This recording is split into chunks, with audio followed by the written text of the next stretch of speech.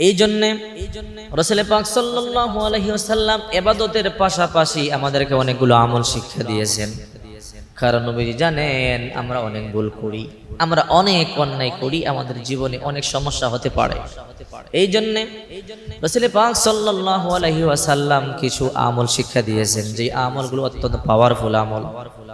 যে আমলটির কথা আমি বলছি অত্যন্ত পাওয়ারফুল একটি আমল। যে কোনো বিপদে আপনি ছোট্ট এই দোয়াটি পাঠ করুন, আল্লাহ পাকের একটি নাম আপনি পাঠ করুন, দেখবেন মুহূর্তের মধ্যে, সেকেন্ডের মধ্যে আল্লাহ পাক রব্বুল আলামিন আপনাকে সাহায্য করবেন। সুবহানাল্লাহ।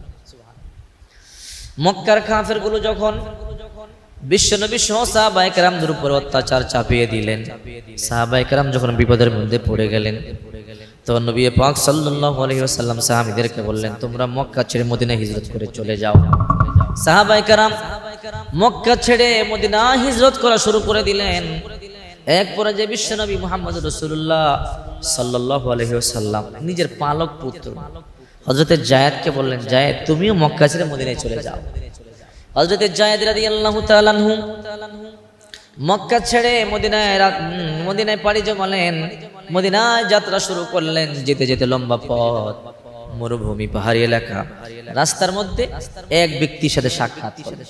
মাথার মধ্যে লম্বা পাগড়ি, লম্বা জুব্বা, মুখের মধ্যে দাড়ি। ওই ব্যক্তি বলতেছে, যায়েদ কোথায় যাও? বলে মক্কা ছেড়ে মদিনায় যাচ্ছি। ওই ব্যক্তি বলে, যায়েদ আমি তোমার সঙ্গী হতে পারি? আমিও তো মদিনায় যাব। তো যায়েদ বললেন, ভালোই তো হলো, কিছুক্ষণ পূর্বে ছিলাম একা, এখন আপনাকে পেলাম, দুইজনে চলি। দুইজনে চললেন। অনেক দূর যাওয়ার পরে হযরত যায়েদ রাদিয়াল্লাহু তাআলা আনহু যখন ক্লান্ত পরিশ্রান্ত হয়ে গেলেন, তখন বললেন, চলুন একটা গুহার মধ্যে আমরা একটু বিশ্রাম করি। একটা গুহার মধ্যে দুইজনে বিশ্রাম করলেন। হযরত যায়েদ রাদিয়াল্লাহু তাআলা আনহু জানতে পারলেন না, বুঝলেন না, এই ব্যক্তিটা একটা মুনাফিক, তাকে হত্যা করতে এসেছে।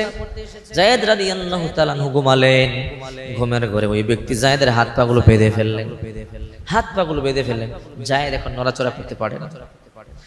ওই ব্যক্তি তরবারি বের করলেন। তরবারি বের করে যায়েদ রাদিয়াল্লাহু তাআলা আনহুকে হত্যা করবে। যায়েদ বলতেছে, লিমা তাকতুলুনি, কেন তুমি আমাকে হত্যা করবে?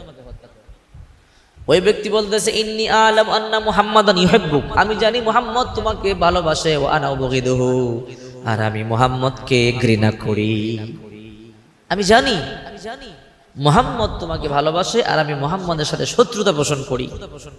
সুতরাং যেহেতু মুহাম্মদ সাল্লাল্লাহু আলাইহি ওয়াসাল্লাম তোমাকে ভালোবাসেন, তোমাকে হত্যা করলেই মুহাম্মদ সাল্লাল্লাহু আলাইহি ওয়াসাল্লাম কষ্ট পাবে। এই জন্যে রাসূল পাক সাল্লাল্লাহু আলাইহি ওয়াসাল্লাম ইবাদতের পাশাপাশি আমাদেরকে অনেকগুলো আমল শিক্ষা দিয়েছেন। কারণ নবীজি জানেন আমরা অনেক ভুল করি, আমরা অনেক অন্যায় করি, আমাদের জীবনে অনেক সমস্যা হতে পারে।